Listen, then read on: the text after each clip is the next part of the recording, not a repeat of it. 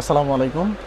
আমরা বিগত অনেক দিন যাবৎ দেখতে পারতেছি যে আসলে কিছু মাদারবোর্ডের অনেক টেকনিশিয়ান টিন উঠাইতে গিয়ে হচ্ছে গিয়ে ড্যামেজ করে ফেলে বা হচ্ছে গিয়ে আপনার এই সাইডের যে লেয়ারগুলি থাকে এগুলি লেয়ারটা উঠে গেলে কিছু কিছু লাইন উঠে যায়। তো আমার হাতে যে ফোনটি দেখতে পাচ্ছেন এটা হচ্ছে গিয়ে যেটা কাজ করতেছি আমরা, এটা হচ্ছে গিয়ে নোট 10 প্রো ম্যাক্স।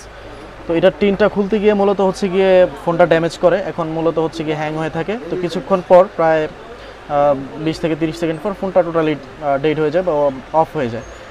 তো এই ক্ষেত্রে আমরা অনেকক্ষণ যাবত এটা অ্যানালাইসিস করে দেখলাম যে আসলে এটা একটা লাইনের কারণে আসলে এই ফোনটা টোটালি ড্যামেজ হয়ে যায়। যে লাইনটা হচ্ছে গিয়ে টিনটা উঠানোর সময় ফার্স্ট লেয়ার এবং সেকেন্ড লেয়ার থেকে, আপনারা যদি টেকনিশিয়ান হয়ে থাকেন তাহলে আমার ভয়েসটা বুঝতে পারবেন যে ফার্স্ট লেয়ার থেকে সেকেন্ড লেয়ার পর্যন্ত একটা লাইন ছিল, যে লাইনটা একটা মূল্যবান একটা লাইন ছিল। তো ওই লাইনটা উঠানোর ফলে হচ্ছে গিয়ে টোটালি ড্যামেজ হয়ে যায়। ফোনটা রানিং হওয়ার পর কিছুক্ষণ হ্যাং হয়ে থেকে হচ্ছে গিয়ে বন্ধ হয়ে যায়।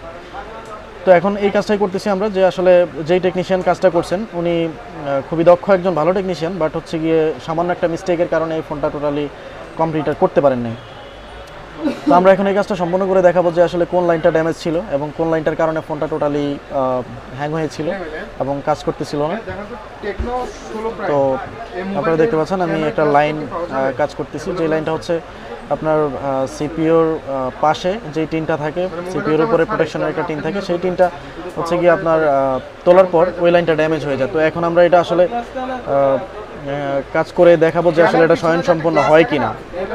আর এটা সম্পূর্ণ করার ক্ষেত্রে আপনারা দেখবেন যে আসলে আমরা খুব সূক্ষ্ম একটা লাইন জাস্ট জাম্পার করে দিই, জাম্পার করে দিলে সমস্যার সমাধান হয়ে যায়।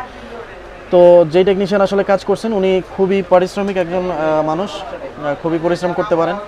তো উনি অনেক চেষ্টা করেছেন আসলে সিপিইউ রিবোলিং করার ফলে কিন্তু এটা বারবার একই অবস্থানে থাকে। সিপিইউ উনি কিন্তু 2 থেকে 3 বার রিবোলিং করছে অলরেডি, তারপরেও উনি সমস্যাটা সমাধান করতে পারেন নাই।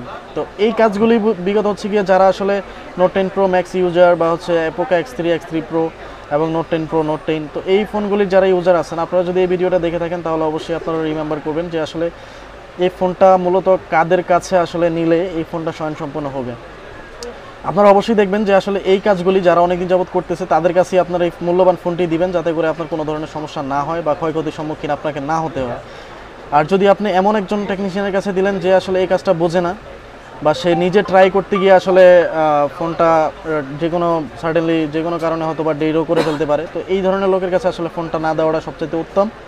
আপনি প্রয়োজনে আপনি একদিন সময় বেশি ব্যয় করবেন, এমন একটা স্থানে যাবেন যে স্থানটা হচ্ছে গিয়ে প্রপার একজন টেকনিশিয়ান আছেন, সেখানে হচ্ছে গিয়ে আপনার ফোনটা রিপেয়ার করার পরে এবং রিপেয়ার করার সময় খুব দক্ষতার সাথে হচ্ছে গিয়ে আপনার কাজটা করবে এবং স্বয়ংসম্পন্ন করবে।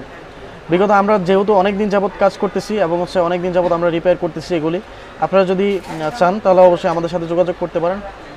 আমাদের শপের ঠিকানা হচ্ছে Dhaka Uttara Rajlakshmi shopping complex 38 number shop. তো আমরা বিগত অনেক দিন যাবত কাজ করার ফলে আমাদের একটা ন্যূনতম একটা এক্সপিরিয়েন্স থেকে আমরা বলতে পারি যে আসলে সিপিইউ রিলেটেড কাজগুলি এগুলি আসলে আমাদের কাছে খুবই ইজি। আপনারা যারা আসলে টেকনিশিয়ান আপনারা জেনে থাকবেন বা বুঝতে পারতেছেন যে আসলে নতুন যারা কাজ করে তাদের জন্য এটা খুব কঠিন একটা কাজ। তো সবাই ভালো থাকবেন, আল্লাহ হাফেজ।